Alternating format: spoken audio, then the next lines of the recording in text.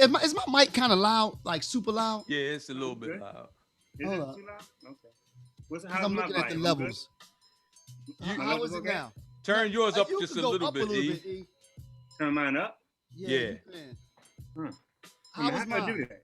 How do I turn mine up? Oh, it's Oh, up if you now. go- It's up now. You did something, didn't you? No, You I leaned just up. is You it up leaned now? Yeah. Yeah. I'm good? Yeah. Okay. It's when you get in chill mode, that's when we can't hear you. Oh, I was too far back. Yeah. There you go. All right, let me get into it. What then. about me? Can y'all hear my joint?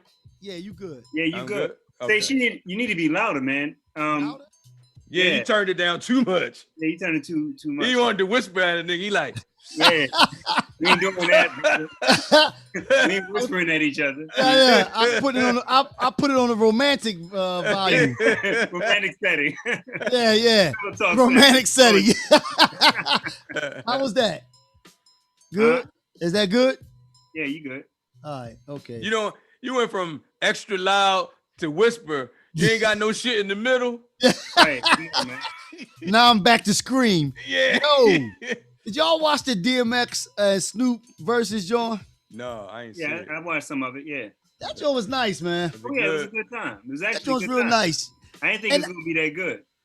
You know what? I didn't either. But one of the things, because initially I thought Snoop had it, but in a way, it wasn't fair because I think, especially now, you'll appreciate this, E. I'm about to go live. Okay, that's cool. Especially because, on the East Coast, we didn't really rock out too much with the West Coast sound. Right. That funk type George Clinton sound in our hip hop, we didn't rock out with that too much. So other than Snoop's bigger songs, they might have been big on the West Coast, but when X started banging his joints, oh yeah, right, yeah. So in a way, it wasn't. In a way, it's almost like not fair. Right. But both of them were good. But after I walked away from it, I mean, I can't say that I'm more of an X fan than I am a Snoop fan. But at the same time, I think, like I said, X had more East Coast. I guess you said that way. X seemed super loud again. It is. Yeah. I think it's your voice. Okay. No, he's projecting at this. Yeah, point. Yeah. Right. I got you. We good. I think we good. I don't have no chill. My joint is. Yeah. Yeah, but that joint was nice. Because I watched that. Of course, I was complaining about the. Did y'all watch the other joint, Earth, Wind and Fire, and Yeah, I watched some of it. I don't watch all of them all the way through. I don't either. Did you? Was that entertaining? What did you think about that one? I mean, it wasn't. I mean, again, but I'm not really the versus guy, man. Like, I get excited just to see the people at first, but then them just playing songs back and forward is like it's not that entertaining for me. I already know the song, so. Well, you know what though? But maybe that's what I was getting at. Why didn't you find it entertaining though? I don't know. Because I'm not really into the music. I like both of their music, but it's 8:01 and this John's still loading. All right, it should click on. Did you just get a request? Donell Jones is here. He is? No. Yeah. Oh damn, we not even on yet. Yo, what's up, man? Can you hear us? Yeah, what's poppin', man? Not much. How you doing? All right. Hey, how's it going, man? Glad to have you on the show. Yeah. Man, appreciate y'all brothers, man. And then he gonna come in with the red light. Dang. Oh, well, this is my setup, man. He come in with the red light. I hear you. I feel like I need to lower my joint down now, Yo, with us right now, we got my man E the Poet. E, what's up? Say what's up, man. What's up, brother? E the Poet MC. E the Poet MC. Yeah. What it do, fam? That's and my I'm man TL. That's my man TL, and I'm Stace. All right. All right, yeah, we're trying to getting the live joint set up now. All right, yeah, it's loading. It's been loading for a minute. It says we live, brother. Yeah, looks like we on now. Okay. I'm glad you was able to join us, man. I'm glad you was able to join us. Oh, no doubt. All right. We're gonna get this party started. I'd like to welcome everybody to Real Brothers Live, Real Brothers for the Real World. I'm TL. That's my man E the Poet MC, and my man Stace D. And our special guest tonight is the one and only Donell Jones in the house. What's up, man? How's everything? Man, love is love, man. Just enjoying life. I hear you. I hear you. Heard you got a new project coming out. It's actually out. It's called 100% Free. That's right. That's right. I had that joint loaded earlier. All right. Yeah, man. It's it's just spreading love, man. You know what I'm saying? Fans can go download it from my website for free. Nice. Or if you want to support me, you can go to any streaming site. You can buy it from iTunes. One of the things I'm doing is I'm donating. You know, if you buy it, I'm donating 25% of the proceeds to missingkids.org. Nice. Wow, that's big. So I really want people to support great cause. That's cool. That's what's up right there. Yeah, I checked it out, man. I think one of my favorite was Serious. That's my joint. Yeah, Serious. That was a nice cut, man. Wait, Serious. Hold up, my radar is going off. I think I sense a couple moist joints on the air. Yeah, that was good money, man. Here, Donell Jones new joint. Yo, so Donell, I got a question for you, man. So what made you do this project? You know, what happened that you felt like you needed to do this, or what was it? Well, I was already working on another album before I started this, which was that album is called Elevate. Okay. And but when the pandemic hit, man, I had got a strong idea that I should do a free album, because a lot of people lost their jobs, a lot of less fortunate people. So the idea came, man, to do a free album and name it 100% Free. And then I started thinking like, well, damn, what we want to be free from? Well, first of all, we want to be free from this pandemic. Right. We want to be free from a lot of negativity, a lot of things that we put on ourselves, negative thinking, a lot of addictions that we have, some may be drugs, some may be alcoholism, some may be with a woman, you know what I'm saying? Right. Some may be with a man, you know what I'm saying? So we're addicted to so many things that we don't focus on ourselves. And that was the reason for me putting this album out, just showing people, man, the best love you can ever get is self-love. Wow. Oh, okay, nice. And it's free. Oh, okay. And it's free. Nice, nice. Yo, so I have another question for you, man. And then we're gonna, just in case T and E have a question, we're gonna open up. But how do you gauge the music industry now, man? I mean, as far as your style was kind of more in line with people our age group. What are your thoughts about where the music industry is now and how things are going? I seem to think that, especially R&B, is making a nice little resurgence. You have people like Chris Brown and her and those kind of people making good R&B music. Right. Now with your album, again, you come from that era when we were coming up, early 90s, etc. What are your thoughts on where the music is going and how it's doing? Honestly, man, I love what the music is right now. I'm not going to knock it. I'm not going to be one of the older guys that knock the young brothers.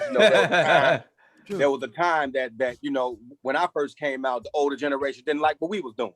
Right. But we were doing the same thing this generation doing. We were sampling records. We were, putting a lot of money in those older artists' pockets by sampling their records. So I ain't gonna, jump out there today and be mad at the young brothers for doing what they do. This their time, but I also believe that. But you got your own lane, people like us, we got our own lane, and ain't nobody driving they bus down that street. So why not pick up where we left off? Let them have to do their thing, but come back and do our thing. That's right. You got plenty of passengers on that lane. You know what I mean? In that lane.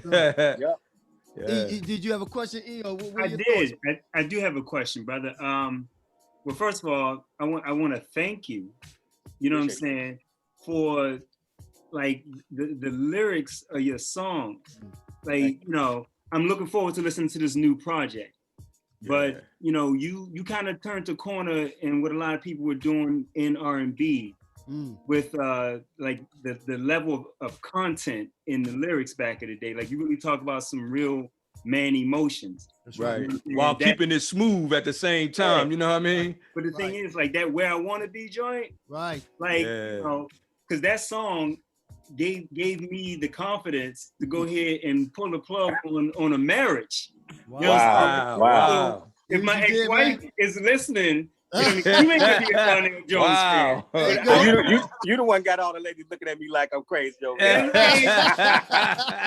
you that know what? song gave a lot of brothers, I'd rather leave than cheat, and, Right. and give it some time. Like, yo, that was some real man emotions. And when you drop that, I'm sitting back like, damn, is brother watching my situation? Like, Nah, and you know what? Honestly, man, to be completely 100, man, is when I wrote that song, that was my life. I was living that. You know what I'm saying? I had been in a relationship. I had met my girl. We was in high school. I was 17. She was 14. We got together, man, and we had a family.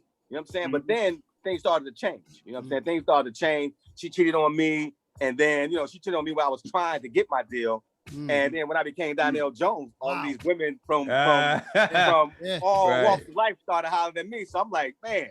Yeah, we kind of moving apart right now, so I want to see what life is like on the other side. Yeah. And so I wrote a song about it. I ain't had the courage to talk to her, so I wrote a song about it. I didn't know that the song was going to blow up and people was going to be going all crazy for this record, but it was actually my life. Is that when you get the motivations for your songs, like through your life experiences? Everything, man. Everything I write about is mostly based on my life experiences, man. I mean, I think if you listen to my first album to where I'm at right now, you can see the growth and you can see what I was going through at that particular time in my life. Right, like the struggle changes. Yeah. Yep. Well, E, what was your question? Did you have a question? Did you ask it? Or? No, that was it. I just wanted to make that comment, and because I was going to ask him about how true to life. Like I was going to ask him what made him write that song. He gave me that. Right. And if this new project is that close to the heart, I'm looking forward to listening to it, brother. Yeah. Well, let me put it like this. This new project, man, this is not your typical R&B record. Right. What this new project is that, I really wanted to put something out there that was promoting love. So what I did was I did a rate. It's not your typical R&B record. Only put 3 R&B records on there. Right. I got a house track. I got a reggae track. I heard the house one. I heard the house one. I got 3 R&B records and I got a hip hop and R&B record. My purpose for this particular album was to just spread love. All the songs are about positivity. It's about loving yourself. My next album that is you're gonna get the true essence of Donell Jones, what people expect from me. But this particular project that I put out 100% free was basically geared towards, just showing people, man, that love yourself more than you love anything else and watch what happens. Put faith in God and watch what happens. So that was my motivation for doing this album. And I don't want people to think that it's your typical Donell Jones album, because it's not. It's a concept album about love. Right. Now, Donell, let me ask you this: do you feel the pull to stay where what works? Because of course, everybody knows your hit. We all know it. Say what, say what, say what. That's it right there. So, do you feel the pull to stay where you know what works? Or did you feel a little bit of freedom to go ahead and step your foot into today's sound at all? Well, I can only be me. You know what I'm saying? So what people are going to get from me is Donell Jones today. I'm not trying to recreate what I did in the past. I know a lot of people say, man, I want to make another where I want to be. Well, I don't want to do that. I'm not interested in that because I did it. If you want to listen to that type of stuff, it's already made. Right. I'm trying to create new things, man, and trying to, move forward in my life. If you ask anybody this question, like, are you the same person you was 15 years ago? And if they say yes, something wrong with a mental. Right. You gotta talk about your experiences as they come. Yeah. Right. So that means there's no I just want to grow. Right. And sometimes people don't want to accept you being something different than what you was, but it's evolution, man. We all got to grow. We all got to go through it. That's true. And I mean, and just to let you know, now my man E, one of the reasons why he probably hopped right on that is because he's a poet. Now we all in Philly, and we got a bunch of poets here, man. So when he talks about your lyrics, that's because they really paying attention. We have a lot of writers around us, man. This whole art thing here was popping. So that says a lot, man. But so when's the next project coming out, man? Well, I wanted to release it this year, but again, I want to give this 100% free album its proper due. We just did a remix. It's myself, Jacquees on there, Dave Hollister, called Oh, wow. Thomas and RL Finesse. Oh man, So, you loaded up. it- All right. Yeah, it's a pretty dope remix, man. So we about to get ready to shoot the video for that. But I wanted to give this particular album is just due and not just jump into the next one. I Right. want people to really listen to the words, as you say, man, because the words of this particular album, they really mean something, man. Right. You know, I did another song on there. It's not really a song. It's the last track is a meditation track. I saw And it it. has I heard no it. I heard lyrics it. or none of that. Right. It's just I heard it. meditation music. Cause I'm trying to promote meditation, man. I think you know I found meditation about 7-8 years ago, man, and it was amazing for me. It really works, and I just want people to try to get into it a little bit if they haven't. Plus, We like you need said, something though, after the COVID and the shootings Yeah, right. and the, Yeah, you need it now. hey man, it's just to crazy. get some peace of mind, man. It's rough Yep. for a brother out here. You know what Well, I'm but saying? the other difference is also is that we all grown now. When you're young, you're not thinking about meditation. We so busy Nah. moving. You know, we're all a little older now, so we appreciate the the mind being at rest. You know, Yes. so that makes Yes. a difference. Yes. But, Ain't nothing better than a peace of mind, man. Peace of I'm mind. telling you. Absolutely. Yeah. All Which right, is so hard look, to come man, by, but you know. We want everybody to check out Donell Jones' newest project, 100% free. You could download it for free, or like you said, you could make a donation or purchase the album, and you said a percentage of the proceeds are going to what, Lost Kids? MissingKids.org. Missing Kids. Yep. MissingKids.org. So And his give 'em- link is on the group post. right, so right. You can click Right. on it and download it. So Well, I'll definitely be purchasing it, brother. And Yeah, everybody yeah. after they Yeah, stream me it too. Yep. and all that and get it for free, go Right. spend the money Go because spend you the know money. what's going on with that. Right, So everybody right. should, Yeah. put their money on it. Appreciate that. I bought E's wife piece earlier today from Griot Soul You'll Records. run that Yeah, in the Grill. I'ma So tell he has his everybody, own yeah. record company too. some money. I spent my money, and I want my just due. Yeah, that's right. You'll get your just due, brother. Hey, give my That's just right, due, E. man.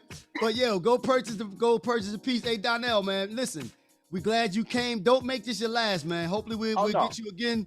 You get your next project. I got your contact information from your family. We're gonna reach out. So right now we're gonna jump into these next social issue topics. You're welcome to stay on board. If not, man, once again, thanks for joining us, man. I appreciate you, brother, man. Thanks for having me. No problem. Be safe Y'all out there. enjoy all the right? rest of y'all night, man. Okay. All right, man. Take care, man. Thanks for coming on. All right, we'll All talk right. to you later. All right, All man. right now. Have a good one. All right, y'all. That was Donell Jones. Once again, we'd like to thank him for joining us. That was interesting, man. Real interesting. Yeah. Like I said, man, I think it worked because, we're all kind of in the same age bracket, and we can appreciate the kind of music that he's putting out. Right, right. And like I right. said, I listened to the CD this morning, and Precious, special. What was it again? My memory's starting to slip. Damn. Serious? Serious. Yeah, Kind of put you in serious. the Good thing it's slipping now. Yeah. Kind of put you in the mindset of just traditional R&B, man, which I Yeah, I really like enjoy. how he keep it smooth, man. You know what I'm saying? Yeah, absolutely. And, All right. and his words say something. Like Yeah. a lot of people, they don't be saying anything in their music. You know what I mean? Right. No message. All right. So now we're gonna hop into these topics, man. We got E the Poet E. First of all, man, E's our guest host. We didn't get a chance to do that. So we're gonna double back for a minute. E, introduce yourself and say a couple words to the people, man. Yeah, what projects you got coming out? Okay, that's what's up. All right. E. Muhammad, aka E the Poet MC. 30-year performance poet, curator for the culture, also creative director of Griot Soul Records. That's a spoken word record label. And we're rocking out with Griot Soul Records. Just released 2 artists and their projects, Lady Sarcasm, King Shice. They're not strangers. Everybody know them. They're better in this game. And we've all come together and trying to do some collective building. So Nice. things are working out. Nice. Hey, E, did I mention that I bought my CD this morning? I think you did, brother. Yeah. In case you didn't, let the people know. I'm just saying, E, I'm not bragging. Hey, E, I'm not bragging. I'm No. just saying. Hey, it took you long enough, man. Like, yeah. He had to save up for it. He had to save I up had to for put it. it on leeway, man. I dig it, but in all seriousness, man, I appreciate because one of the main models of what we're trying to get going on in this era of streaming, Right. you know, we're actually, you know, we're back to selling the music. That's right. The business. And you know, and it's not a lot of money, but we need to get back to, you know, trying to build infrastructure around the craft again. Infrastructure. So, that's right. Yeah. So, you know, And also supporting our own. yeah, Absolutely. exactly. And also supporting our own. Absolutely. I think to be perfectly honest, that's what's biggest for me, man. You know, the word he said, you know, I'm a big proponent of that, man. Infrastructure, you know, and that's just not.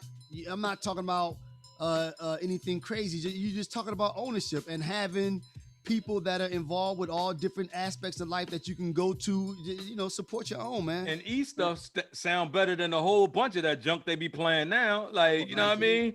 It absolutely does. I mean, absolutely, man. I can't even listen to some of it. Like most of it. The thing is, like, building infrastructure and supporting our own is synonymous. Right. You know, most of what the things that we complain about, protest about, and wish other people would treat us better, the solution to all those things is building infrastructure where you're not so dependent on other people. Right. To treat you better. You learn you can treat yourself better because you got infrastructure around and, it. And that's what I was saying. That's what I was saying. Remember last week we was talking about a little bit about it. Like, I'm not asking you to give me anything. Don't give me anything. You know what I mean? You keep it. But we need to be like, let's get our own. You know what I mean? But we can't get them off our back either.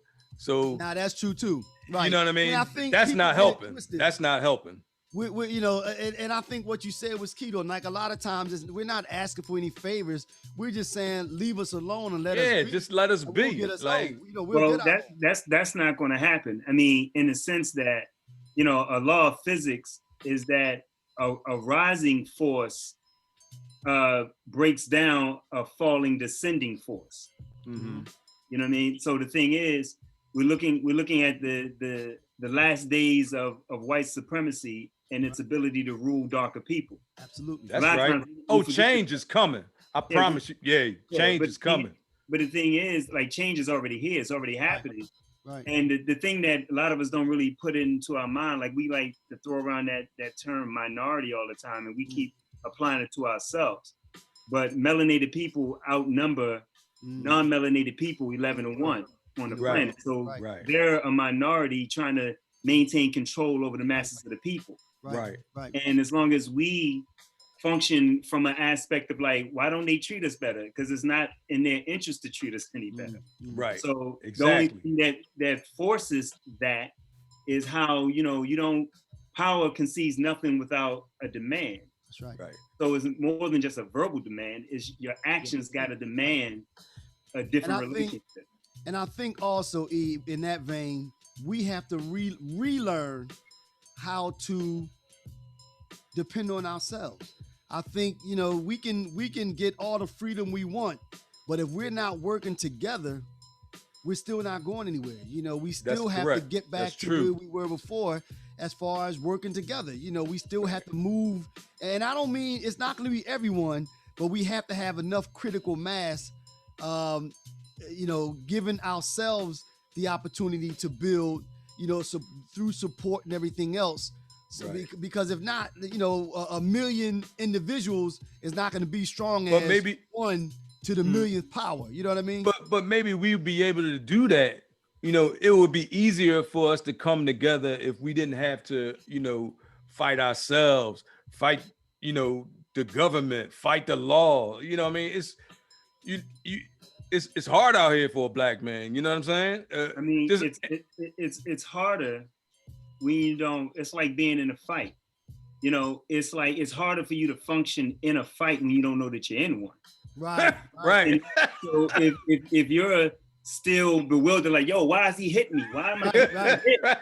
It's like once you wrap your mind around, like, yo, you're actually in a fight. Then you start swinging back. Correct. Exactly. You know, you at least start defending yourself and you start swinging back. Right. But if you're still in denial that you're actually in a fight, it's a whole lot much harder to function in a fight when you're still in denial that you're actually in one. Well, that's why I said we have to relearn that, because unfortunately, back in the day when we had no other options but to lean on each other, we did better. Yeah. But see, Because we had no other options. But see, that's the thing. You know, the option, that's almost like, you know what I mean, I'm gonna treat my wife right because I don't have any other options in the street. Right. You know, it should be I treat my wife right, even though I got options. That's the right thing to do. Because it's the right thing to do. Not beyond the right thing to do. That's what I want. It's just normal. Correct. So, no, okay. so my point is, if because of segregation, because it was the law that black people had to stay with black people stayed with black people. Right. When the opportunity presented itself, that you ain't really got to just stick up on all these black people if you don't want to. And we're like, oh, then bump that. I'm going over here with these white folk. Then that's where the problem is. Not that somebody has to force us to do something with each other. We should want to. Right. Agreed. So we need to get at that reason of why we don't want to. Right. Why we think the white man's ice is colder. Why we think all of these things. So, but see, the thing is, like, what was that you were telling me that a couple nights ago? You was talking about somebody gave a quote like if we let them go, they dangerous, but if we too dangerous to let them go and too dangerous to keep them. No, that was God. Y'all said we all look alike. That was God that said that. Like that was God. Yeah, that was God. All right, my man God said. Like God. Yo, no, my man God said. The quote was, which was profound. He said that Abe Lincoln said that, talking about the black race, that we have our foot on the neck of a people that is too dangerous to keep our foot on their neck, but at some point it's gonna be too dangerous to take our foot off also. It's like a trapped animal. Like, it's too dangerous to hold it, but it's too dangerous to let it go. Either. Right. I give you another Abraham Lincoln quote and situation. Abraham Lincoln, after he signed the Emancipation Proclamation, he gathered a meeting of black leaders. And he had said to the black leaders that it's not really advantageous that y'all remain here. You mean in the United States? Yeah, it's not advantageous that, y'all don't necessarily, it wouldn't benefit y'all because really we're not going to treat y'all but so well. So here's another option. Suppose we settle y'all somewhere else, give you the resources that you need to be self-sufficient. Was that where the 40 acres and a mule came from? No, this is not 40 acres and a mule. This is a meeting between Abraham Lincoln and supposed black leadership. Black leadership at that given time didn't want to be separate from the United States. Right. Even when the president of the United States at the time was offering to give them resources to go do something for themselves. Right. This is historical record. You can go look it up. Well, I will. Oh, hold up. Is E. John froze or is this mine messing up? Damn. No, I doubt if he would. No, his John is froze, man. You stupid. They caught him. You stupid. Hey, what? Did you do the WTF yet? No, Nike. That's what I'm saying, man. We were supposed to talk, man. You see what happens when you bring all these topics. I didn't do that. I know. Listen. All right. So the first topic of the day, when E come back on, he'll join in. Leadership. Yo, E, can you hear us? You had froze up, E. I think he's frozen again. He'll come back in. E, your connection got jacked up. Yeah, I'm sorry. We back. That's okay, man. All right. Well, look, right. E. We ready to start these topics, man. Okay. See, this is what happens when brothers get together. Yeah. Hey, it's real brothers. Hey, go where it go. We have true conversation, and this is what happens. All right. The first topic we had today, I'm gonna let you do it, Nike. Huh? It's our first topic. What? Like what the fuck? Right. Yo, and what this is talking about, and we're gonna go to E first. This is talking about all this stuff going on. You got the Chauvin trial. You got the 13-year-old kid that just got shot. And you have all this other. You got the little 20-year-old boy that got shot. Right. Right. The lieutenant serving in our own military get sprayed in the face with mace. Right. Just because he asking, yo, what I do? What's going on? Right. You know what I mean? Because he had air freshener hanging. Yeah. So we're gonna go to you, E, first, man. What's going on, man? Yeah, like what's going on? Yeah. WTF, man. Yeah. I mean, it's just like I said. You know what I mean? We're shocked. When you don't know that you're in a fight. when you're getting hit, you're bewildered. So we're in a fight. Right. Nothing has changed. There's never been a time period in the history of America.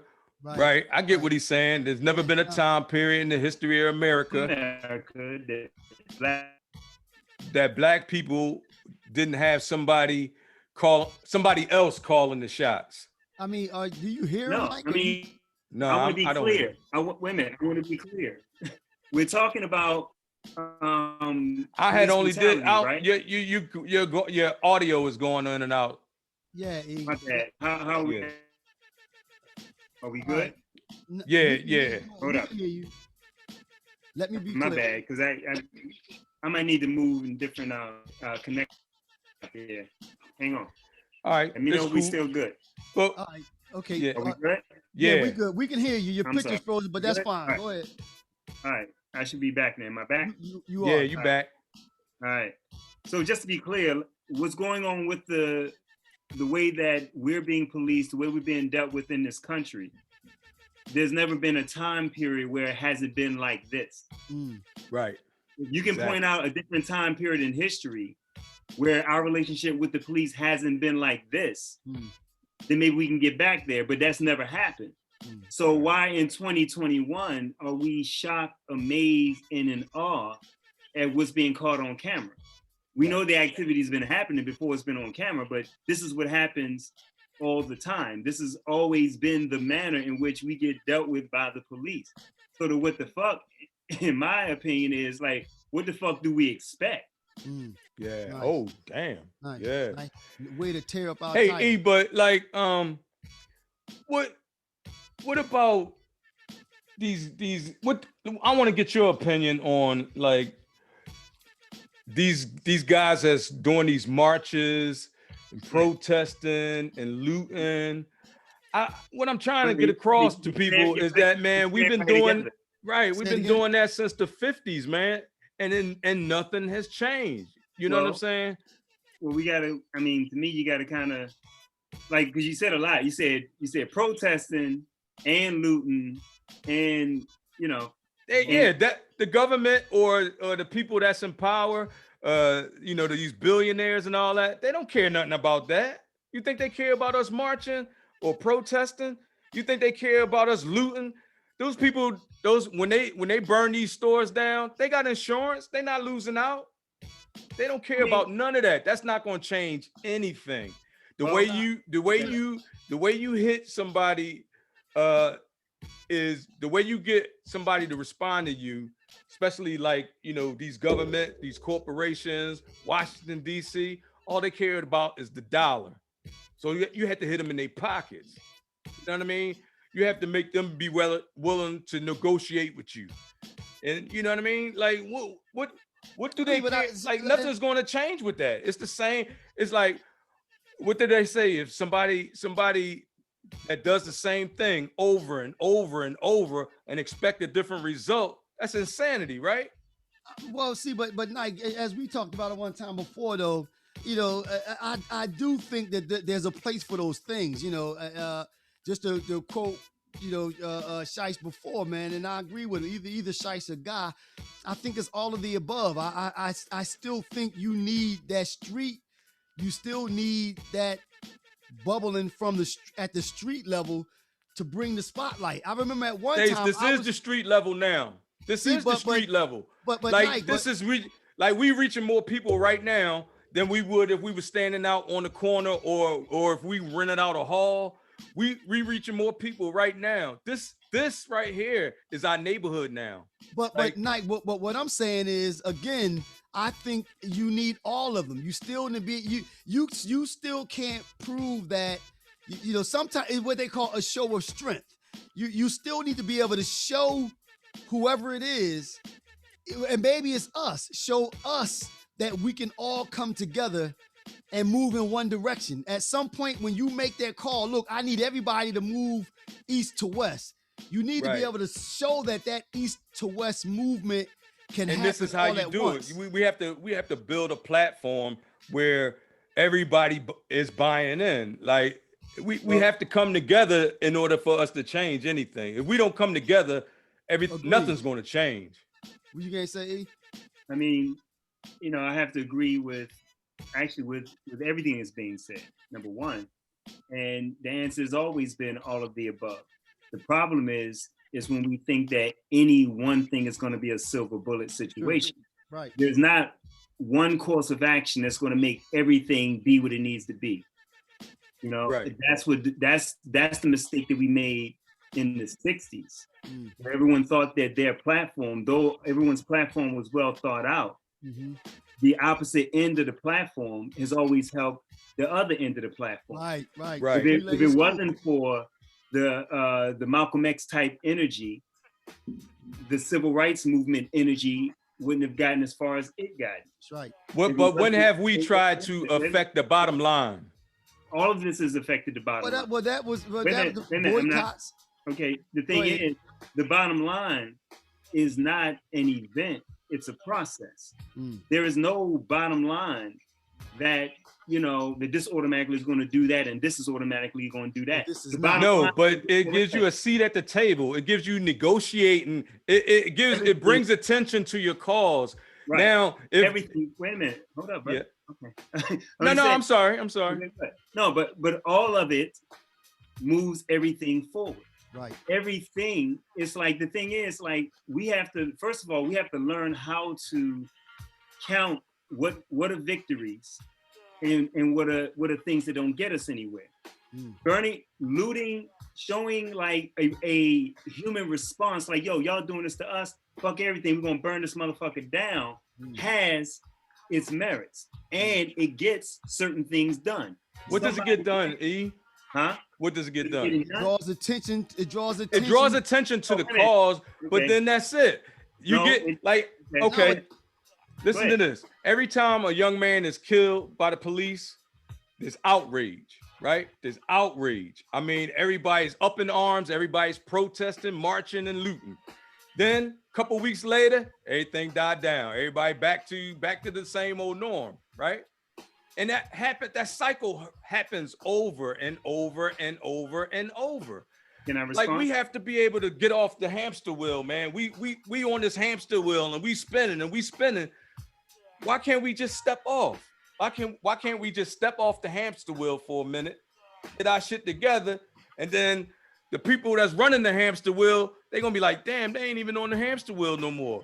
Right. We had to slow this thing down a little bit if we want them to get back on the hamster wheel. Now they have to negotiate.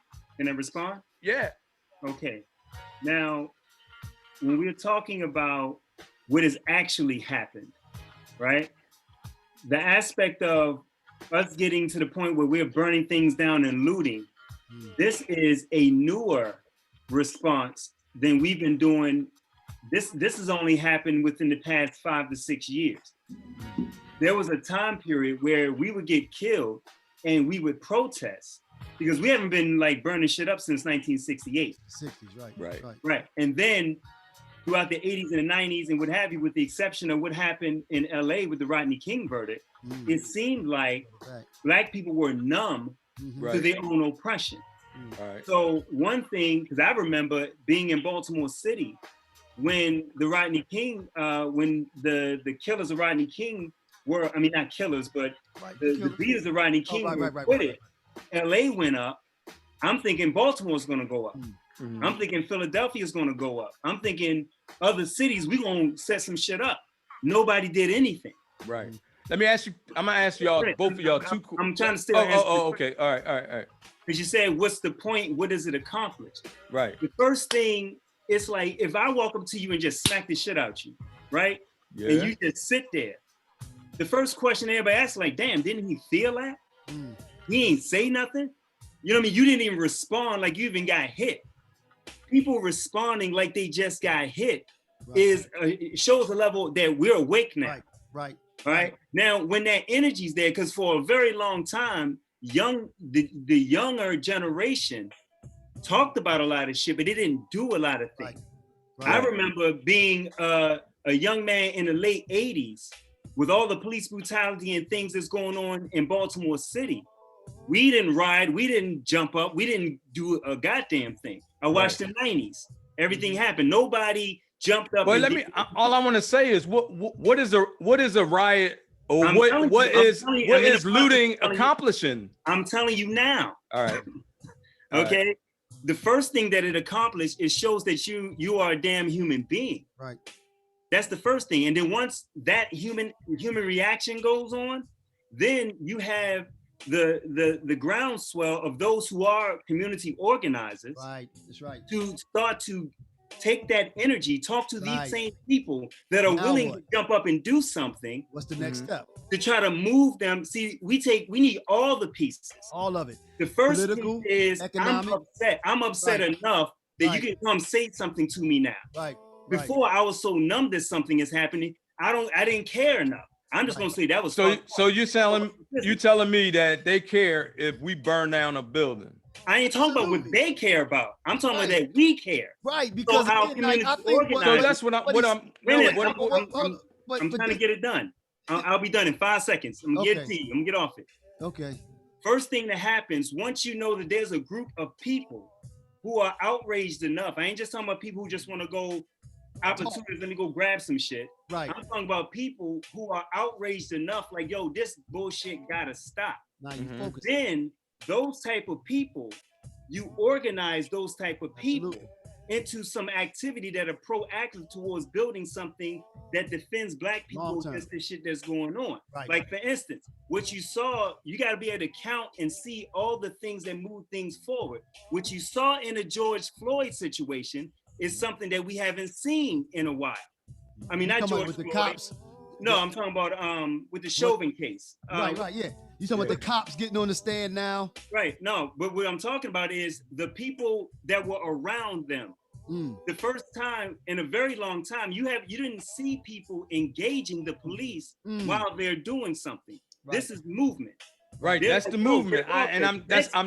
I'm not disputing, but see, we're on two different. I think it's the same conversation. So the next thing that happens, we're rising in consciousness. The problem is those who are organizers are not engaging the people that are upset. Instead of sloganizing over here, the masses of the people are pissed off enough right now to burn some shit up.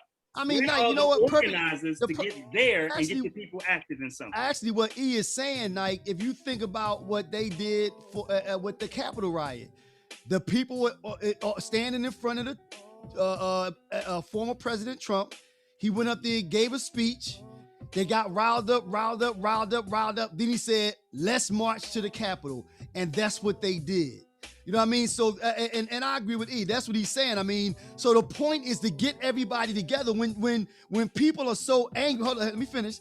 When people are so angry and riled up that they're out there in the streets, all focused on one thing. They were all out there for one reason. They were angry. They were focused. Right. Now it takes, when they're out there, it takes somebody to say, "Listen to me. If you didn't like this, this is what we must do to avoid this happening again." So you take that energy and you focus that into solving the problem, whether that's. But I get what you're saying. But that's only going go but so far. No, Nike. See, look, we keep having to do. No, Nike. So how come the crowds died down after somebody?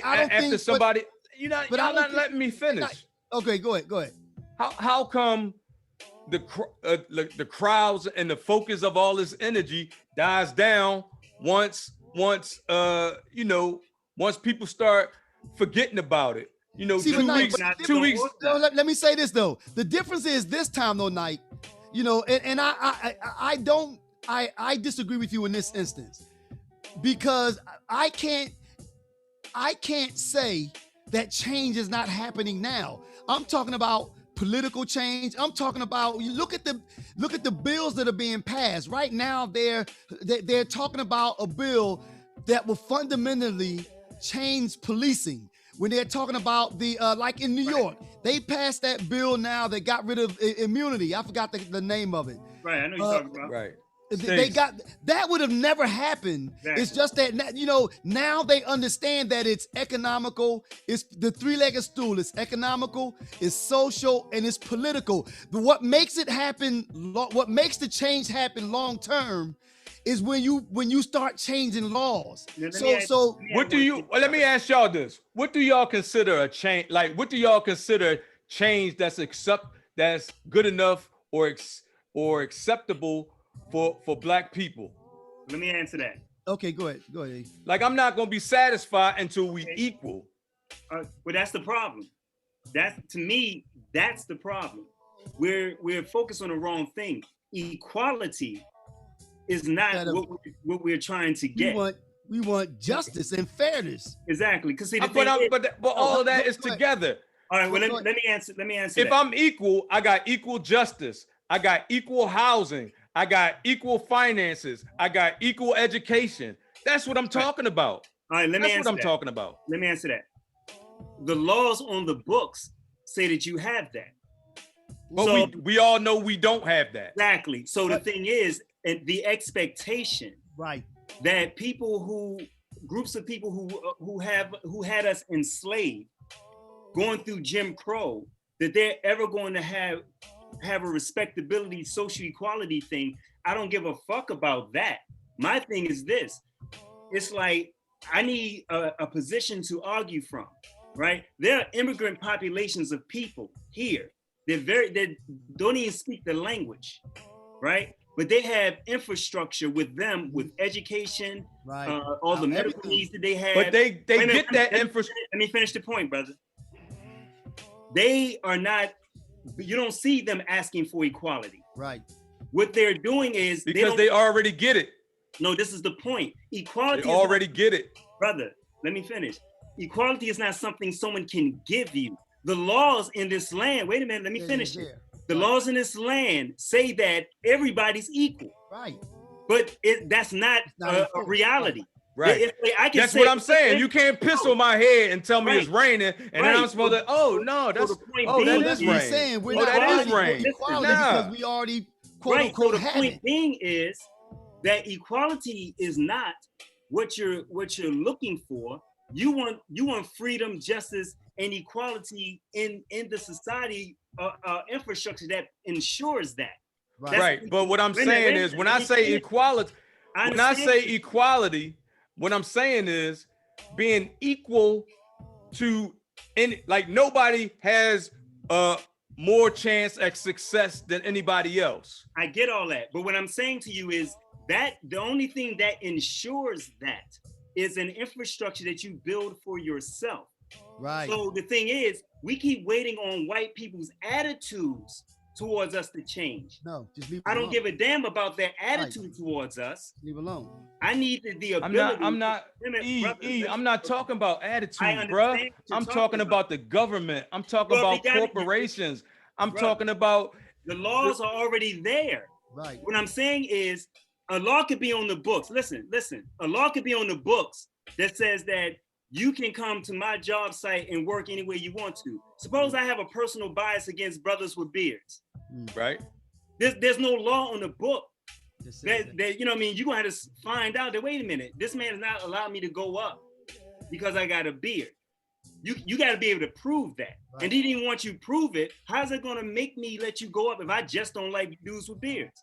Right. There's no law that says he can't do it, but we know the reality. But the law, what I'm saying is the laws that are created to the detriment of poor and brown people. So let me ask you this. They won't even pass the anti-lynching bill. They won't even pass the anti-lynching bill. So you mean to tell us that we're not even work? But Nike, I agree. So listen, Nike, hold on. Let me say this. E. Let me say something, Nike. Nike, there's no law on the books that said black folk anything. There's no law that says cops treat black people any. There's no law that says that. But we know that. We know it's reality. No, so and the only thing that changes that reality is what we set up for ourselves. Correct. To ensure that. Bottom line. Whether there's consequences. The main change that needs to happen is how Black people see themselves and see their situation. Other groups of people, like I said, I have friends who their parents didn't even speak the language. They didn't, and everybody swear up and down like they get all these tax breaks. They came and worked, built an infrastructure for themselves, got their own educational system for themselves. The needs that different immigrant populations, they don't sit around and wait for white people to see that for them. They build what they need for themselves. These other populations don't have 400 years of a head start. These right. other, I tell you what, you go ahead and go. Let me know. I'm just saying. No. I'm just saying, like, we having a conversation. We busting it up. It ain't personal. So we busting it up. Right. So you're asking me, what is change? Right. Right. Yeah. So I'm explaining what change actually looks like. Okay. All right. Now you're right.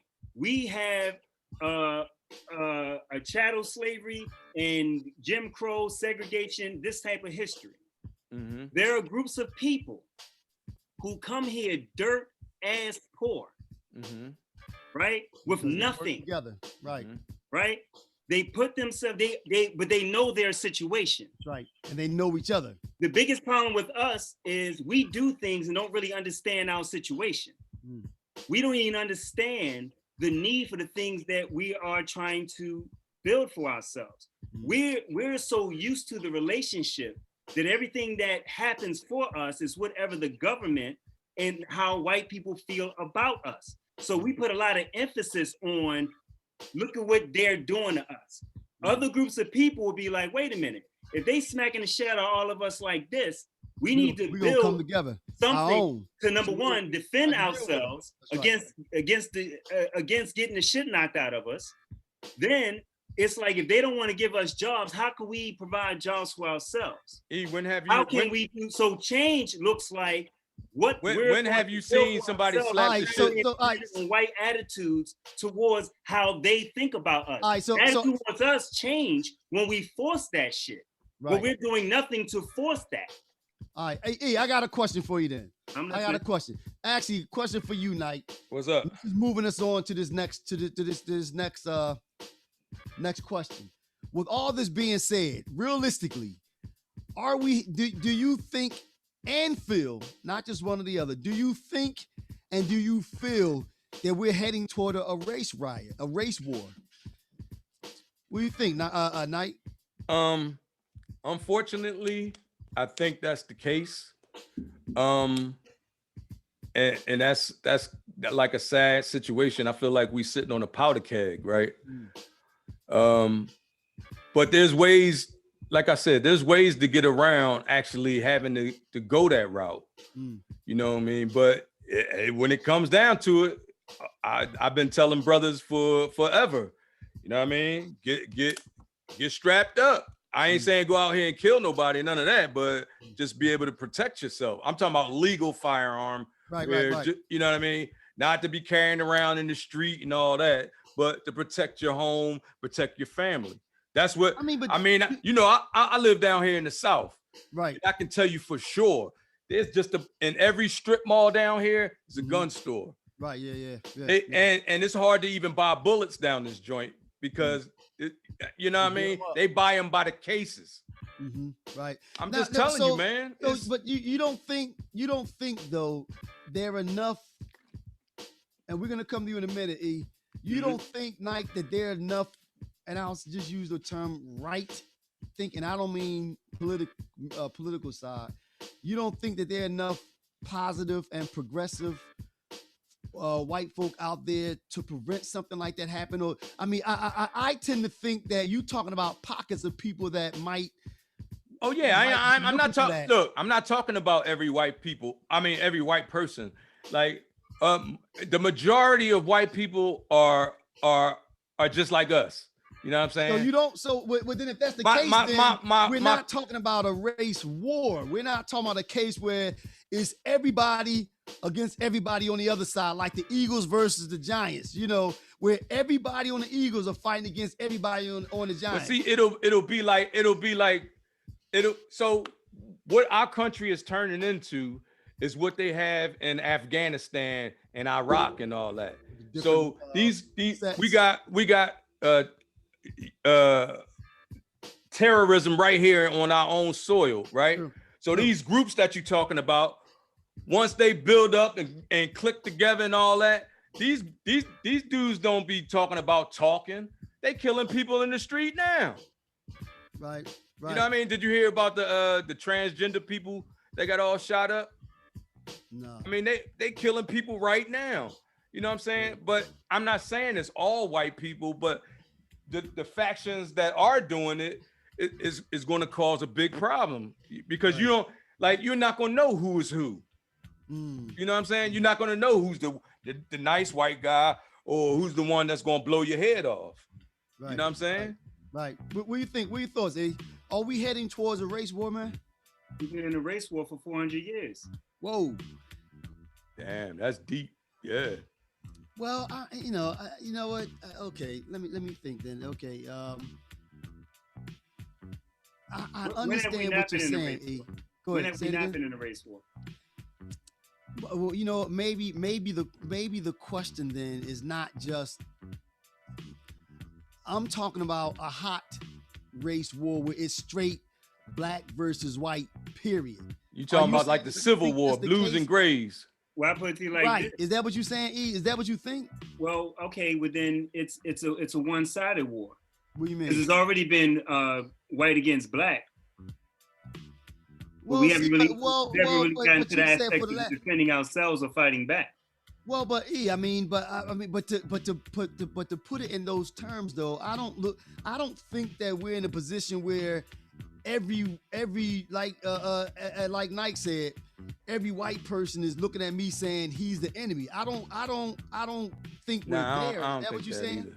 No, I'm not saying that at all. Oh, okay. So it's not. Is there a war between the races? I don't think so. No. And my thing is, do we have? I think it. When I say they, I'm talking the government, corporations, lobbyists, politicians. Well, let me ask you this. I think you just watered it down, Nike. I thought when we talking about. Let me ask you this: is white people going onto the African continent, kidnapping black people, bringing them to America in act of war? Absolutely. Hell yeah. Okay. Absolutely. Is enslaving them in chattel slavery for generations. The children of those Africans that were stole there, their children and their children's children and their children's children and their children's children were forced to work with no pay, no respect for their humanity for not 5 years, not 10 years. If I kidnap your child and had them work for me for 5 years, that's unspeakable. Right, but are you saying that we're still there now, though? Are you saying? So listen, wait a minute, I ain't done. So that's still act of war to have the descendants of people that you kidnap working for you. Correct. That's an act of war. Years. Okay, now, then you say to at a certain point of their descendancy, after you rob them of any type of education or rights of a citizen of the land that they're in, you say, okay, now you're emancipated. But then you give them Jim Crow laws and, you know what I'm saying, for years, segregation. No, and that's what I was saying. Other races don't have to do that. Other cultures don't have to do that. That's right. That's what I was trying to, like you made my point that I was trying to make before. Like those those Asians and Latinos and all these people that come over, what you just said is the reason why we are where we are. Right. Lack of education, lack of self-worth, lack of hope. I never argued that. You know what I mean? I want to directly address what E said though. E, I think what hear me out. Right. What you said in the previous block, I think disagrees with what you just said though. You just said, hear me out. You said that, okay, and I was riding with you when you said if my ancestors, grandfather, bringing your grandfathers over, your kids over, enslaving them, is that an act of war? Yes.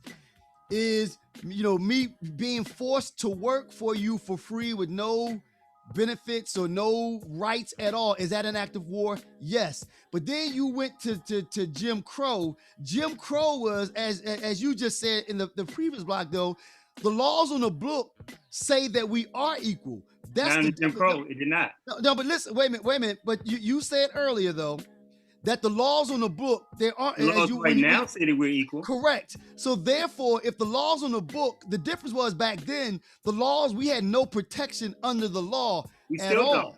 We still don't. Now, no, but you say, but to your point, that you mentioned to Terry in the previous conversation, is that the laws in the book now do protect us. It's just they might not enforce it. Isn't that what you were saying? You said that there are no laws in the book saying black this or white that. The laws in the book are basically colorblind as they are written, but the problem is they're not always enforced. Therefore, it's different. It's a little different now. Do you think they write these laws? Do you really think they write these laws to benefit black people? No, Nike, but that's not what I'm talking about. I'm not saying what the intent is. I'm talking about there is no law, to both of you. There is no law that you can find me in the book or anywhere else that says a black person this or a white person that. It doesn't exist. The problem is in practice, you have people that take opportunities and they don't enforce different things. Or Jim Crow. Jim Crow, the problem with Jim Crow is that the law, the Constitution said equal, every person as a citizen is a free person. Jim Crow, they didn't enforce it. So that's what the civil rights movement came about, saying, no, enforce these laws as written. So there is a difference. Stace, all right, I'm gonna give you an example right now. So you see how the election in Atlanta was decided by a certain amount of votes, right? Correct. So what did the first thing that that decided the presidency, right? Correct. So what do you think the next step for them was to do? Oh shit, we lost Iggy. What you mean, Knight? Oh, yeah, I know. They changing the laws. They change it. So they changing the laws to benefit them, to benefit these corporations, to benefit, they're trying to get, those same old people, billionaires back in control. Absolutely. So what are you saying, Mike? So what I'm saying is, when you say laws are, when I say laws, I know that they say that we're supposed to be equal, but what I'm trying to tell you is they are laws that are specifically written to keep people where they are. Correct. But my point, but Nike, but listen, but hear me out though, Nike. But my point is that those laws don't say a black person has this right and a white person has this right. Those laws don't say that. You might argue the point where there are laws that are passed that we know are targeted towards different populations or different groups of people. But again, that's a little different from where it was, using E's example, where in slavery, there were no laws to protect black folk at all. There was, so that was war. That was war. They can grab you, bring you over here, and enslave you and make you work for free. There are laws in the book now that say that is illegal. You can't do that. Man. Hit E. I sent him a text message. He's coming back on now. Oh, okay. So I'm just saying. So I personally don't think that we're heading for a race war. I think that you're gonna have pockets and groups of people, or pockets of sections and everything else that might try to do different things, and as they do now. But when I say race war, I don't mean like every black person against every white person. That's not what I'm saying. But when I say a race war, that's what I'm talking about. I'm saying maybe I should have tightened the question up. I'm thinking more like Al-Qaeda. So you still talking about a group? Well, then that's not a black-white race war. That's not a race war. Go ahead, E. I just want to, because I definitely understood your question. You're talking about in terms of, do you think we're heading to a conflict in the street where it's white people against black people in a war? I understand that, but what I'm trying to get you to understand is that we began in that type of situation, and that situation has not changed. Right. Like, you don't think it wait a changed? minute, let me finish. It's like, again, as like Malcolm X said, if somebody sticks a knife in your back and then pulls it out 3 inches and it's still in your back, you can't call that progress when you still got a knife in your back. And that's my point. That's my point, man. That's exactly right.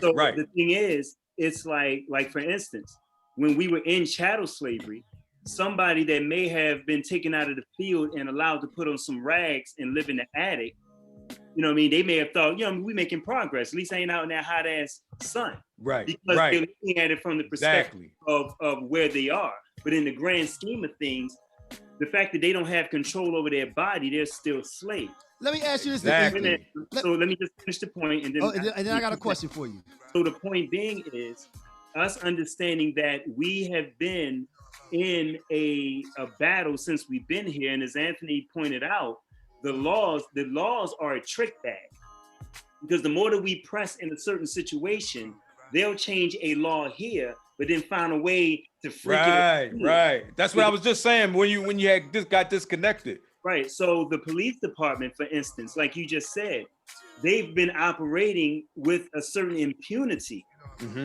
or wherein we're concerned. If you look at the history of policing in this country, has always been, beginning with the slave catchers and the overseers. There's always been an aspect that we have to over police these people to maintain the relationship of white supremacy and black inferiority. Okay, so let me ask you. And that affects the mental. But let me ask a question though. There's a mental war, a spiritual war. Right. It manifests itself in a physical war. But let me ask you a question using your analogy.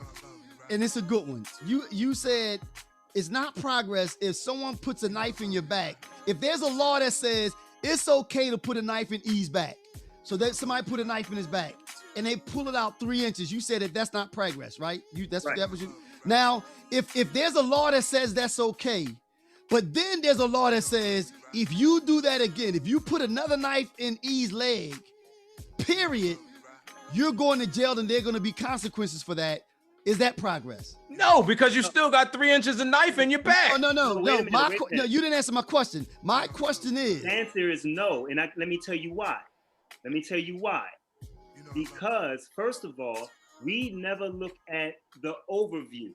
The overview of what we're dealing with is the fact that another group of people have more rights over your person than you do. But no, wait a minute. Right. And that fundamentally does not change when they change a law over here, because they've been changing laws here, and here. But it's not, but it's not until, regardless of the laws that's on the book. Right, that's what I'm saying, yep. I don't need a law, because like, for instance, like I'm a member of an organization, everybody know about the Nation of Islam, for instance, right? There's a manner in which that when we collectively move, there's a way that the police deal with us collectively differently than we deal with other groups of people. Right. Do you know, like with the Nation of Islam, a police officer cannot go inside a Nation of Islam mosque with their gun and badge. They can't do it because it's our rule. Our rule is white people are not allowed to attend our meeting. That's our law. Right. Regardless of what's on the books, white people can't come to our meetings unless it's under special circumstances. But in the way, isn't that reverse racism? No, it's not at all. But it sounds like what you're saying, though, E. But I'm answering that question. See, but wait a minute. Wait a minute. You know. Let me. So it sounds like what you're saying is that there's no reason for laws, because regardless of what the law, I mean, you're saying there's no reason to fight for laws. Is that what you're saying? There's no reason to fight to change the laws on the book? Didn't say that at all. I said to be overly dependent, to think that certain laws. But that's not what you. No, I'm making clarity for you to understand what I'm saying. So what I'm saying is, we are dependent, that we think that the attitudes of what happens to us in this country are has nothing to do with an attitude. Has not. What I'm saying has nothing to do with attitude. Stace, let him finish. Wait a minute. I mean, but I want to. I ain't say your attitude, Stace. What I said is, we think that if we get a law passed on the books, right? And enforced. The enforcement is from the same government that decided that you're a three-fifths I of think human that's being. the breakdown. So in other words, you're saying it's one thing to pass a law. So you're saying it's one thing to pass a law. It means, and what I'm saying is that pass the law, but the key is to make sure that it's enforced. But it depends on what the law is, Stace. Well, Do you think when you talk about enforcing the law, what about like there's laws they pass in Atlanta? It could be a law that you can't give somebody a glass of water. That's what that's a law, and you're talking about enforcing that, right? Well, let me ask you a question. All laws aren't created. Okay, Mike. Hold up. I got a question for Terry then. So Terry, with that being said, if what you're saying, if to extrapolate on what you're saying that you don't care that law's on the books because it's not going to make a difference. Where I'm saying fight. That's not what you said. You said enforce the law. So therefore, but that's what I'm saying though. Enforce the law. Well, that's a law. You can't give water to somebody in a mile-long line because they took away all the voting booths in the neighborhood. So, and I'm saying it's worth it to fight. And I'm saying that it's worth it to fight to make sure that a law like that does not pass. Because I think there is importance in those laws that are on the books. Let me ask you a question, Stace. Yes. I said, first of all, it's our over-dependence on these laws on the books that keep us in the situation we're in. Because like this, let me ask you this question. Before somebody passed a law that maybe white people shouldn't be going out here lynching black people, right? Before, they still haven't passed. Let me finish. All right.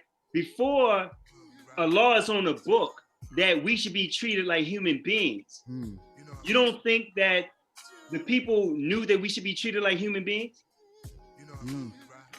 So the thing is, maybe they didn't. Right? No, they didn't know. No, maybe they didn't, man. No, I mean, maybe that's well. You know what? No, that's what I'm saying. Wait a minute. I answered the question though. Wait a minute. Hear me out though. You asked me a question. Maybe they didn't. Maybe they didn't look at us like humans until we. Wait a minute. Wait a minute. But now, how does this change things though? You asked me. Go say it again. Let me tell you how. Okay. The thing is, we are under some type of illusion, right? There are people who work in housing. There are people who I work in education, right? We already know, it's common knowledge that the way that the educational system of America is set up is targeting Black children and setting them up to fall, right? Right. The way that is set up is that Black boys, they've already done studies that if we do a certain type of thing, Black boys, by the time they get to third grade, will be kind of like not even wanting to be in school anymore. Right. So then we can move them in towards the school to prison pipeline. Right. Now things are starting to be done to try to avert that sort of thing because Black people are making a cry about it. Right? But before Black a long time though, man. Exactly. Hold up. Because now it's a quantitative cry. Before it was like that's wait a minute, let me finish the point. The point that I'm making is those who set up the policies to try to get Black boys into prison, they already knew what they were doing. A law is on the book, so they're gonna find another way to do the exact same thing. So the point being, Stacey, is that we think that we're so focused on them changing the law, but we don't realize that we're in a race war where somebody is purposely creating a situation that Black people are in right now is not by mistake. We're in a situation right now, the police department are responding the way they're just shooting down our people and over policing us. This is fucking policy. Right. It's not mistake. Wow. And Stacey, the way we are in the educational system, it's policy. And before we change topics, let me get this point in. All right, okay. And after this night, go get your point. Then we can. Then I got one last question. We're gonna go to E. All right, now let's go to the next one. Then let's go to the next E. One. Now and E, I think you said this one time. No, I gotta say it because it's on my mind, man. All right, yo, go ahead. So back to the laws. You said pass the laws and enforce it, right? Right. They passed the law to ban marijuana. Who did that put in prison? Exactly. Black. Yeah. Us. So you know, what I mean, you can't always go by what the law says, or think that when they pass a law, oh yeah, that's good. We're gonna get all of the drugs off the street. No, we're gonna put all the black people in prison. I got you. I mean, okay. You gotta, you know what I mean? I mean, I get it. You know, I think, and we're gonna roll on. I think that it's worth fighting. This is a one of those prongs. The legal fight is a part of it. That's what it absolutely is. You know, that agreement from me. But my thinking is, my thing is that can't be only that. Exactly. We need to do all of the above. Agree. Right. All right, now E. And you hear this a lot, and it's legitimate. It's legitimate. You know, you hear people talk about when the cops shoot somebody. Everybody. No, let me rephrase that. When the cops kill a black person, black folks are in the street. We're in the street. We're in the street protesting and everything else. And then the question becomes, and I've heard this before, and it's a legitimate question, and I have an answer or a way to respond to it, but it's not really a strong one. I'm reaching when I say it. They always ask me, well, why aren't they in the street when black folks kill each other? So the question is, and we're coming to you. Actually, this you bang this sentence out. Do Black Lives Matter to us? Right.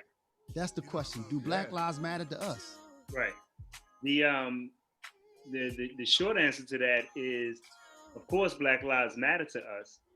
But just like the part of the conversation we just had, we're so used to focus on one part of the thing that we don't understand that the answer is always all of the above, because we don't see a correlation between our outcry for what someone else is doing to us and what we allow others to do to us by what we don't do with ourselves. Oh, wait a minute. Say that again?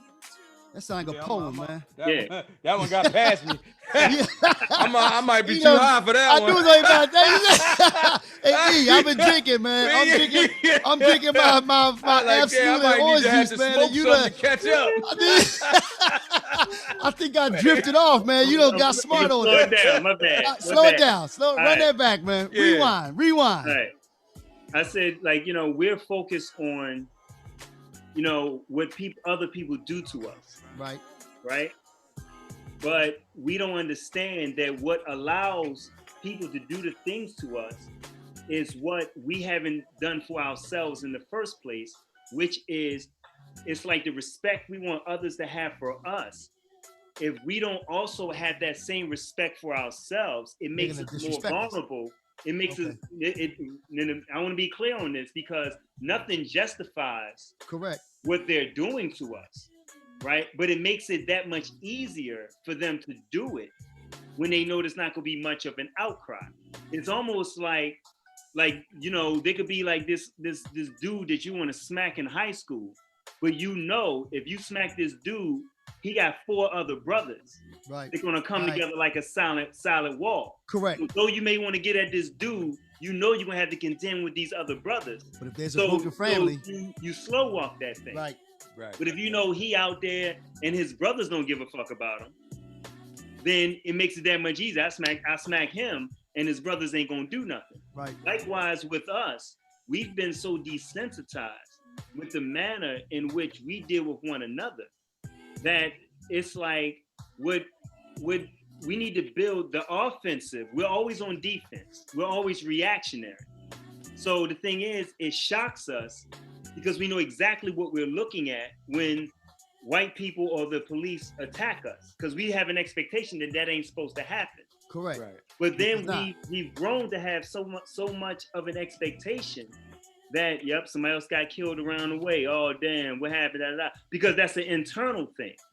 Right. But we need to start to have that same type of energy with ourselves. And the thing is we do protest. We do come out and have visuals, but our outcry is not the exact type of outcry. Correct. When not they as loud. But the thing is, like, so I guess that's my problem. Like, so all these young, like I lost a son a couple years ago to gun violence. So like I feel some type of way about it. And you know what I mean? Like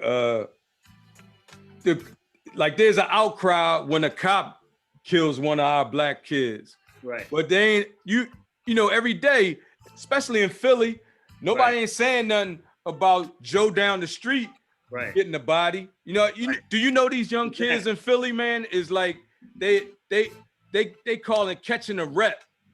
You know what I mean? Catching rep. Like, you know what I'm saying? You're getting a reputation for killing somebody. That's how little disregard some of us black people have for life. And I don't necessarily blame them, actually. You don't blame, what you mean? Sometimes because some of these young folks is out here and they hopeless, man. Right. They feel hopeless. Like we lost a whole generation of people to crack cocaine. A whole generation. We had kids, you know from back. I got experience with all that. I used to be out in the street, you know, selling, doing different shit. But like, and I seen kids in the street. Like, look, I used to take little kids, you know, give them a couple of dollars, send them to the store just to get them away from this shit. You know what I mean? Like, so. We lost a whole generation of parents, grandparents, and then you know that was done on purpose. So to try to think that we just gonna pull out all you ever hear is somebody saying pull ourselves up by the bootstrap. But like God said last week, we ain't got no boots. You gotta be able to start somewhere to end somewhere. Let me say this, because you know we've done a lot as a people with much less. Right. And you're right, the crack epidemic, you know, I have experience with that. I mean, we all grew up in the 80s, you know, we all about the same age, grew up in the 80s and know, you know, both of my parents were addicted to substances. Right. Mom with the crack, dad with the heroin. By the grace of God, you was able to pull, you know, do your thing, but everybody not in that situation. But no, wait a minute. But see that's the part that what you just said right there is the part we got to look at, because the thing is, you know, I didn't get a free pass out of that. Oh, you know bro, I know. No. Look at me. So, you see where I come from. So the point being is, it's not enough. It's like for everybody that was a teenager in the streets hustling or whatever, there were those who didn't do that. Correct. Right? There were parents who out there getting high. And there were those who weren't out there getting high. There were parents out there getting high, still handling their responsibility with their children. Right?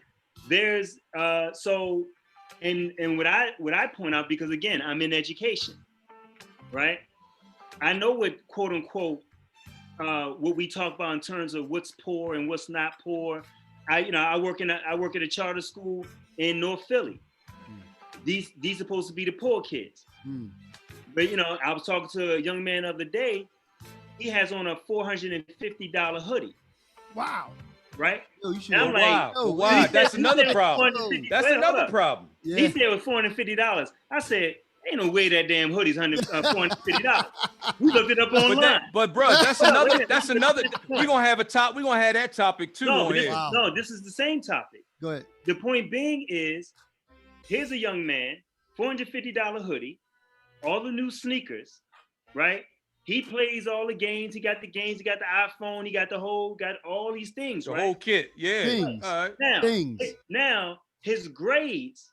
You know, he's one of the students that we're all virtual on a computer, but he comes to the school, right?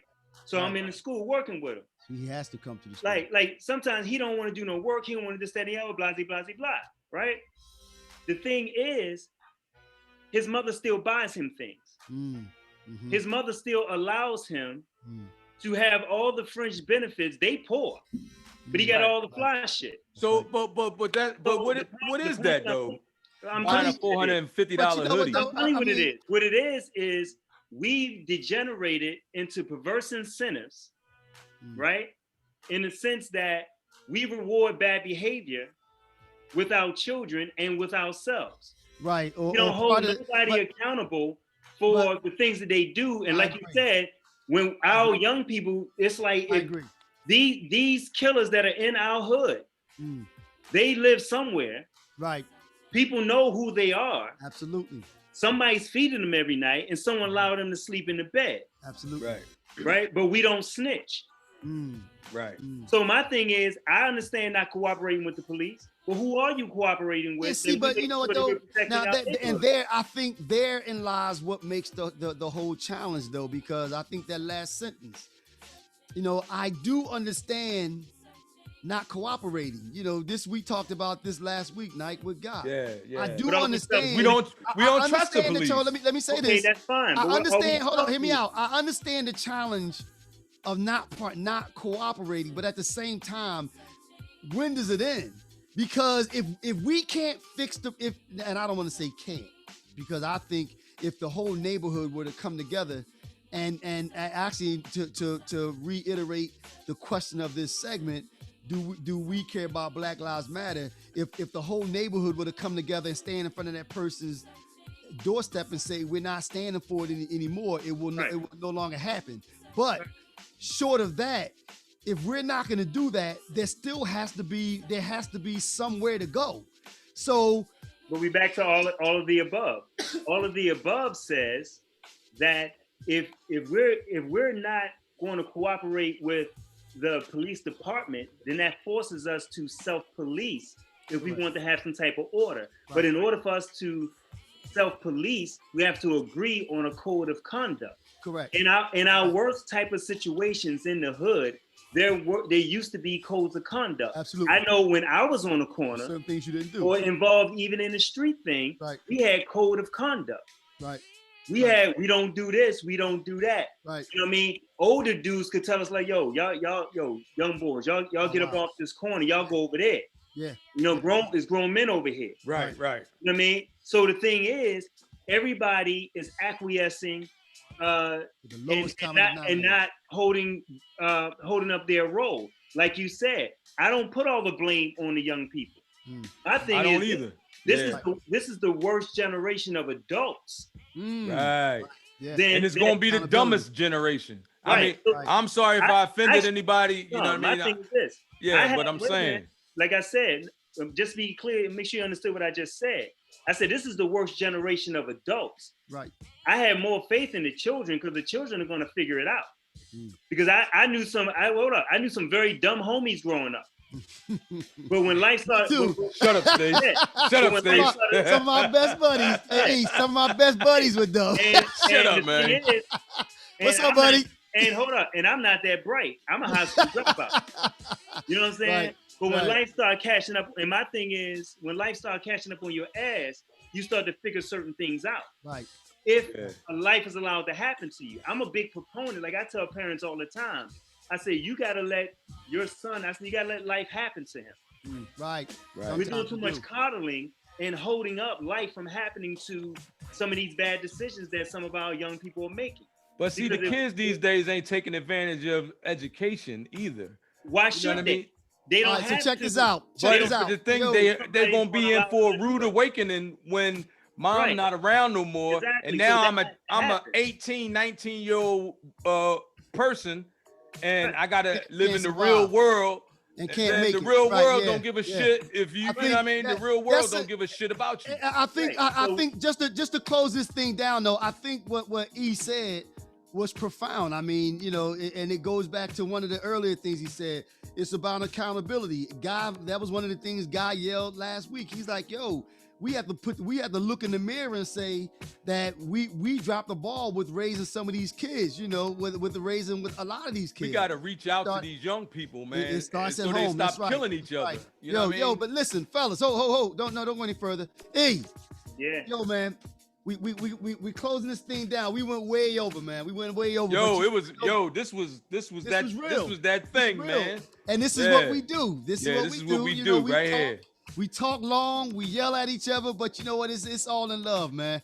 Yeah. E, what are your closing? Well, first of all, E, I want to thank you for coming. Thanks for coming on, man. You know, I really appreciate it. I knew you coming up here because we've had these kind of conversations plenty of times. So I knew what we were in for.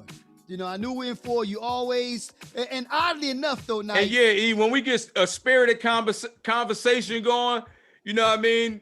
We all, you know what I mean? It ain't personal, you know what I mean? We just trying to get our point across. It goes to show you that we all want the same result, but sometimes there's more than one way to get there. He has a different, he views things sometimes differently than I do, and you do, Nike. We view things differently, but we're all trying to get to Z.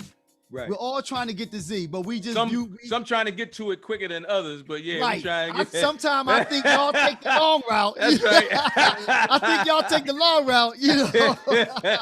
But E, man, I'm glad you came on.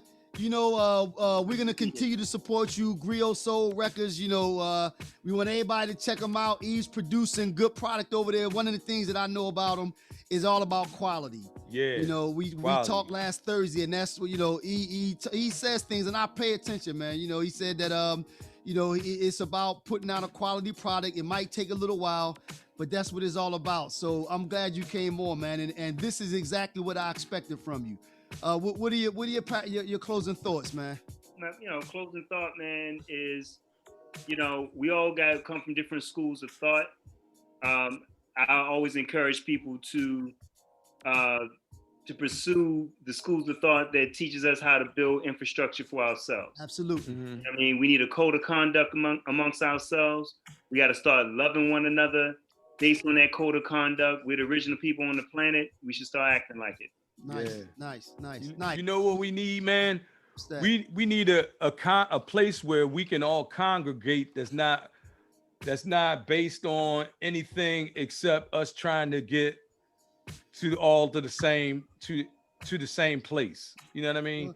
Well, there's a lot of separation in our own, you know what I mean? We need to try to come together a little bit more and especially get these kids not to be killing each other. You know what I mean?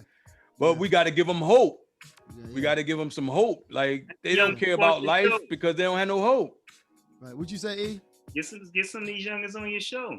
You know what? Well, you know, it's funny. We're gonna have to do that. The show to add on. Like we did. And we agree say, because the solutions, you know what I mean? They are the solution. Yeah, they the ones who, you know, like I tell my children in their 20s. It's like, you know what I mean? It's old men for counsel, young men for war. Right. Nice. You know what I'm saying? Hey, man, you full of the one-liners, man. Hey, E, man, we gotta have you on the show more often too, man. We gonna have you on. We gotta have you on the show more often, man, because you got some great insight on a lot of stuff. That's what I said, man. This is exactly what I expected. But you know, I want to thank you for coming on, man. We want to also thank Donell Jones. I know he's off now. Thanks for coming on. Like I said, you know, we think that, you know, his style and the music he puts out is from a different time that he's trying to bring up to now. But like we said, he got that. He's in his lane, man. That lane where it's like that nice and smooth joint, man. I mean, but he did come on this joint looking like Diddy, though, man. I'm like, come on, man. Yo, the red light. No, man, leave him alone, man. You know, he's a star, man. You can't be like that. What'd you say, E? He's a star, man. You know, you got one. The red light. Next time you come over and have my red light on. No, that was good money, man. Yeah. That's good. It was enjoyable, man. I enjoy having them. Yeah, so we liked having them on, man. You got some great music, man. Y'all should check it out. 100% Free is the name of his project. It's good money. It's nice. Go buy it. Like he said, you know, go check it out on YouTube and go buy it. I'm gonna thank my nephew Chris for plugging us in. Don't forget, you could buy CDs from Griot Soul Music. King Shice project is up there. Tam's Lady Sarcasm project is up there. I saw another lady thing up there too earlier. I wasn't sure what that was. Another CD, not CD. Don't you got a joint coming too soon? Oh yeah. That's coming. But for right now, you know, we focusing on the two projects that's up there. I got my video on right now. Take that. I Take told you, that. man. Terry moved fast, man. Terry like whoop, whoop, whoop, whoop. I'm like, slow down, man. You know, Terry moved fast, man. My birthday coming, man. But you know, I mean, right now I'm bumping that King Shice. Yeah, that's my shit right there. Nice. The Cage Bird sings, baby. Yeah, and thank everybody for joining in. We hope you enjoyed it. We're gonna have everything up on YouTube shortly, and Instagram and Twitter. So please share it and continue the comments. We're working on a couple other things. Oh, next week. Oh yeah, next week. Special guest will be Hill Harper. Hill Harper in the house. Hill Harper on next week. Yeah. We'll have a good conversation. Actor, writer, producer, you know what I mean? The whole nine. Hill Harper. Check it out. Check us out next week. And I don't like to say interview. It's a conversation. We didn't interview E. Yeah. E was a part of the conversation. So hopefully, Hill will stay on a little longer, and whatever we come up with, he'll join in those also. So again, everybody, we like to thank y'all, and stay tuned. All right. Peace, everybody. Peace. All right, Nike, got it? Yeah, we done. Word. All right, E, man, we talk, man. All right, man. Thanks again, E. I appreciate y'all. Yeah, Peace. man. It was, man. Yeah. I enjoyed our conversation, man. Yeah. Yeah, man. It was a good combo, man.